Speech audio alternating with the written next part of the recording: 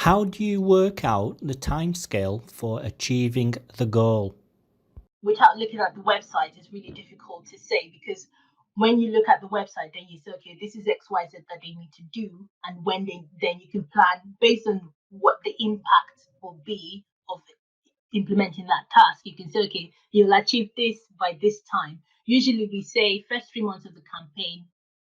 I manually adjust the forecast to zero, any kind of growth to zero, because everyone knows that's the evaluation process. Then you send things on, then they get scheduled in. It's always like first 3 months zero. So based on the task you have to do, then you can look at the forecast and be like, well, when will this get implemented? Speaking to them as well, because it's all collaborative in nature, and that's why you adjust things as you go along. Because I speak to you, and the more data you have. So what we do is that throughout every 6 months, we'll adjust. When we have more organic visits, we'll plug that in, reevaluate, and be like, this is how far we've come. So we don't just do it at the start of the campaign and leave it static. As soon as we get new data for the month, we plug that actual data in.